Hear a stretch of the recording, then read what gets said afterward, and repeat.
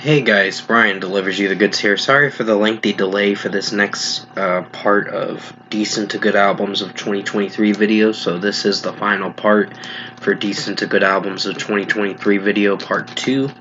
Hopefully you enjoyed part 1, because this is part 2 of the Decent to Good Albums of 2023 video. So hopefully you enjoy it. And yeah, let's continue where I left off at number 19. So at number 19 is Chris Stapleton with Higher. I actually grew to like this album a bit. I didn't know where I was going to put it on this list, but it actually is a good listen.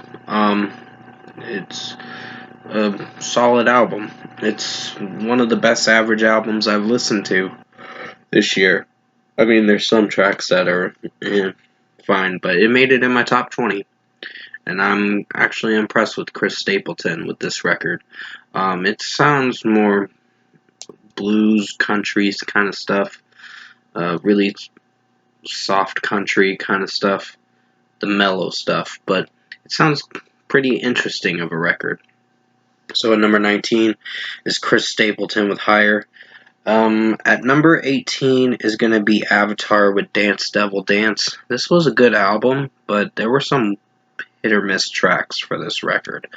I put it in my top 20 because it was a good listen. It just, I don't know, some of the way the lead singer is singing it, Johannes, I think his name is, I wasn't sure if I was feeling for this album too much. This was one of the weaker Avatar albums that I've listened to. This was mostly the weakest, in my opinion. The last album they released in 2020 was fine. Hunter Gatherer, I think it was called. That one was fine, because I did enjoy that record. This one was a little weaker. So I'd give this one, like I said, an 8 out of 10 like I reviewed it. But it's a good album. It's definitely worth checking out. It's just I haven't really returned to this album since February 17th. The album came and went, in my opinion. So number 17 is going to be S.G. Lewis with Audio Lust and Higher Love. This was a good listen. I was pretty impressed with this record. Would I say this was my favorite album from him?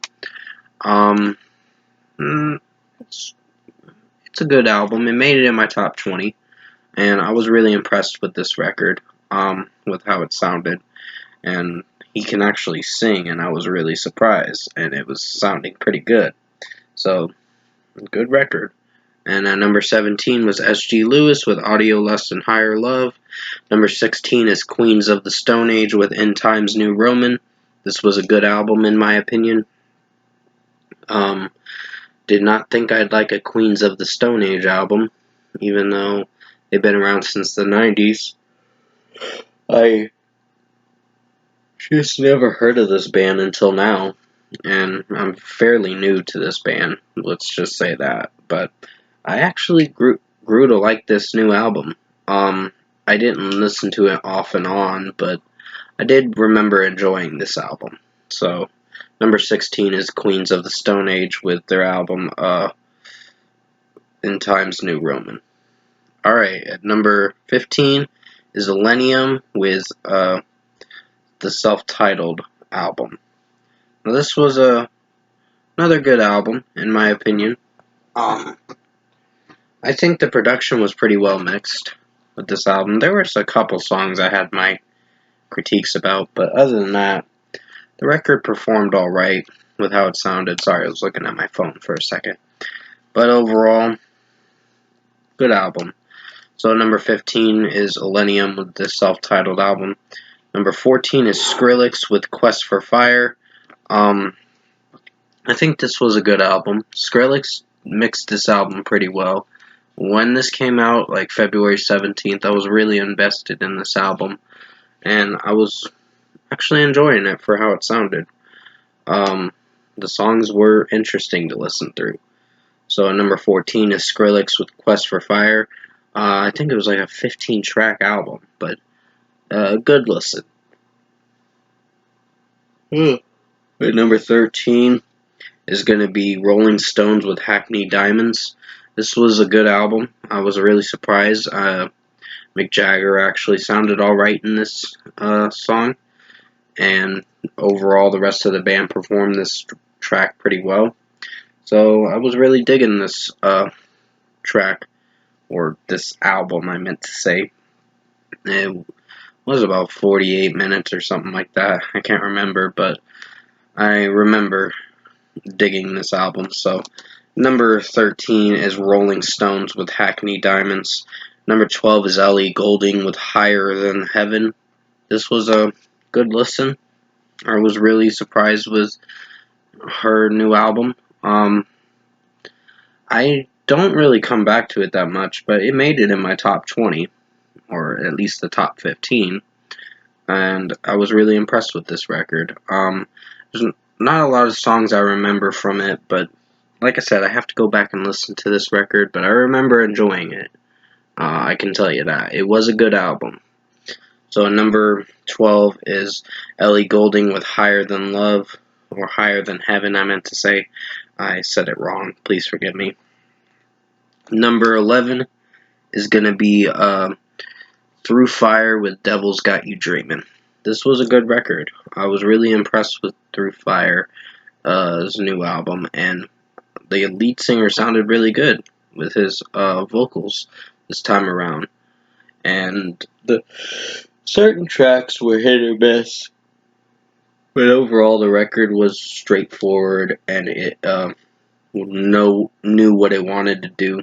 They knew what they wanted to do with this record and make it a heavy rock album, and it sounded really good mixing wise. There were a few mellow tracks from time to time, but Over the Influence was my favorite song.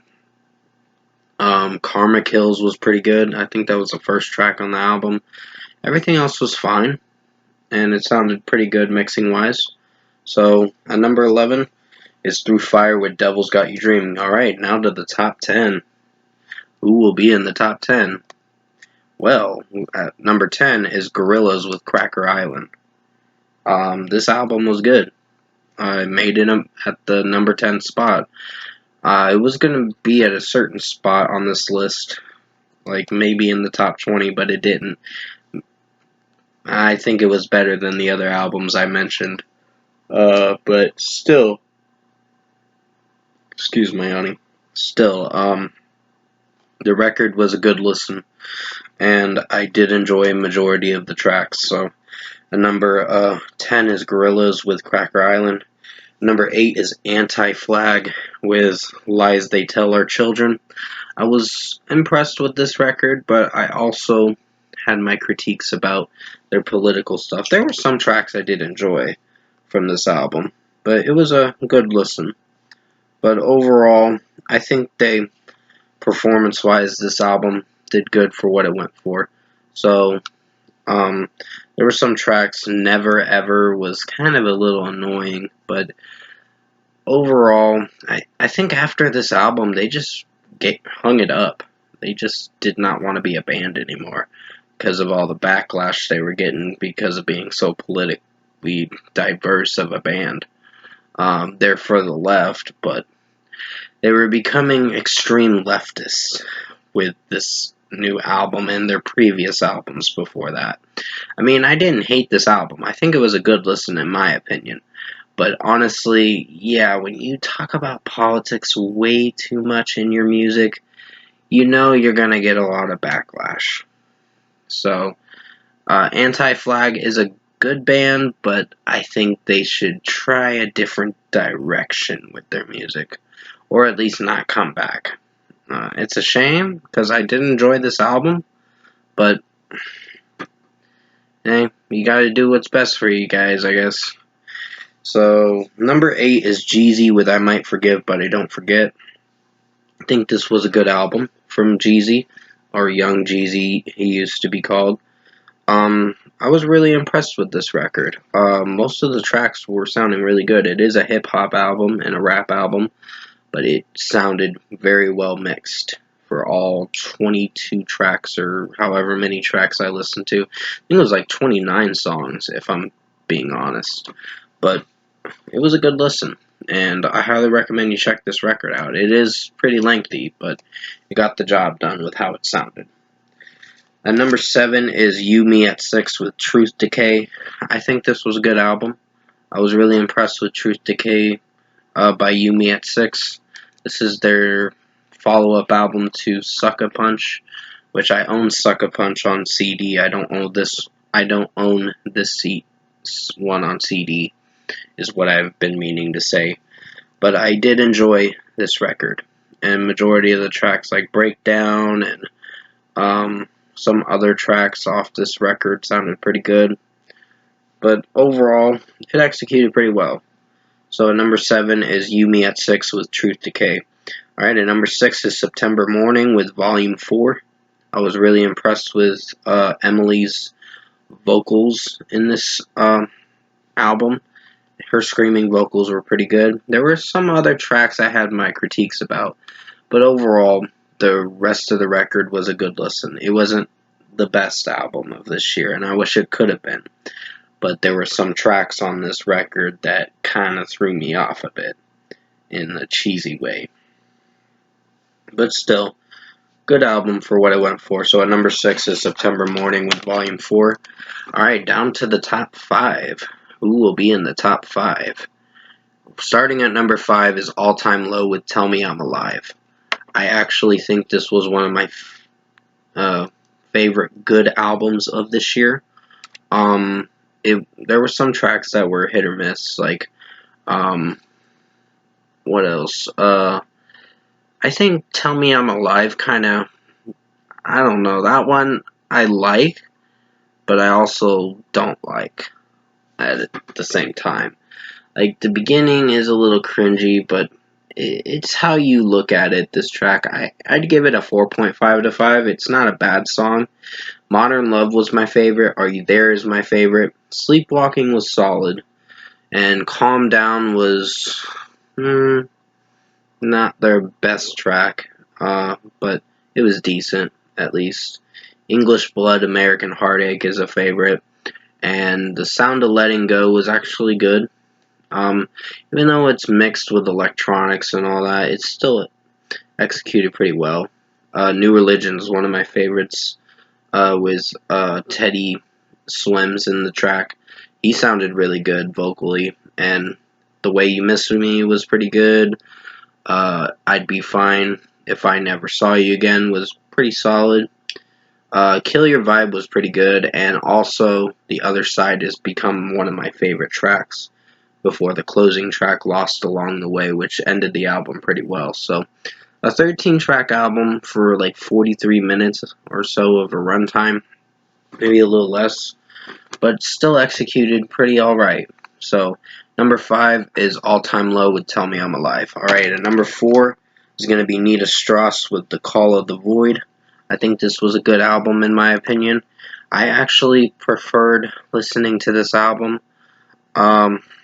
because the instrumentation in this album was actually very good from Nita Strauss.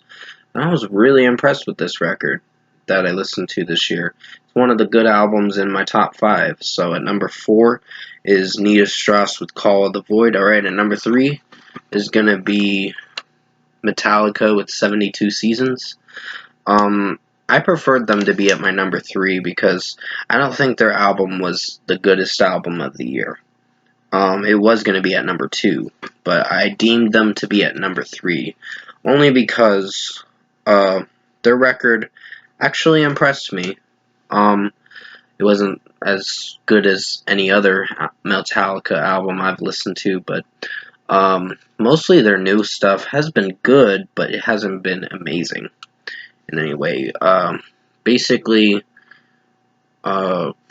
James Hetfield's vocals, I was trying to think of the lead singer's name for a moment. It sounded really good, but the drum work was pretty good, and the guitar work was pretty amazing. But the execution for certain tracks was the thing with this record. It was a good album, but it wasn't anything impressive of this year. But it still was in my top 5. So at number 3 is going to be Metallica with 72 Seasons. Alright, at number 2 is Of Mice and Men with Tether. So I actually did enjoy this record. I wish it was number one, but you're gonna find out what my number one is because it is a big surprise. And a good surprise because I've grown to like the album a lot more lately. So Tether is a good album. I think basically what's his name? Aaron Paul's vocals are really good. His clean vocals are really good. His screams are pretty impressive, but it's mostly the clean vocals that sounded really good. He did a lot more cleans on this album. There were some interesting differentiated songs that I was really unsure if I liked or not, but still, it was well mixed. It was a good record.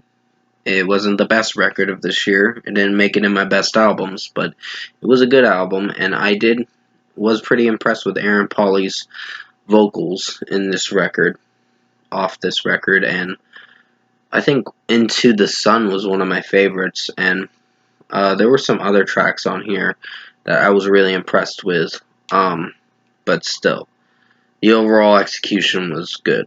So I think they did a good job on this record, and it was contender for the goodest album of the year, but something at the last minute became the best good album of the year. So, number 2 is Of Mice and Men with Tether, and finally at number 1, drum roll please. This is a big surprise, and it was going to be at a certain spot in the top 20, but I deemed it to be at number 1, Red with Rated R. I actually grew to like this album a lot more. It took a little bit of time and a few months to gather my thoughts on what I think of this record. But I've actually grown to like this album. It is one of the best, goodest albums of the year. It's not best album of the year on this, but it is a good album of the year for this decent to good list. And I think Last Forever was one of my favorites. There were some other tracks. Your Devil is a Ghost is pretty good. Surrogates, it's decent, but it's not great. And then you have Minus It All being a favorite, and Cold World being pretty good. Tell Me How to Say Goodbye is solid, and there's some other tracks that did pretty well. So this was one of the goodest albums of the year, and I actually grew to love this album as I kept listening to it. Emergency is one of the best tracks. Our Time Will Come, I think, is what the song's called, and it was a good song, but Last Forever actually grew on me. I like the calling out your name lyric. It sounded really good with how he was singing it. Pretty much Michael Barnes in it pretty well, and overall this album executed alright, and it's not a terrible record. It just took a little time to grow on me because I had to give it quite a bit of listens. But it is a grower, this album, Rated R. It's a short album for 34 minutes, but it executes pretty flawlessly in a good way. So at number 1 was Red with Rated R. That is going to be it for this decent to good albums of 2023 parts 1 and 2 video. Part 1 was the 35-minute video that is coming out very soon, and part 2 is this one. So hopefully you enjoyed this final part of decent to good albums of 2023 video. I did the best I could to make it as good as possible, and I will have more videos coming out soon for more movie reviews, so stay tuned for that, and I'll see you in my next review.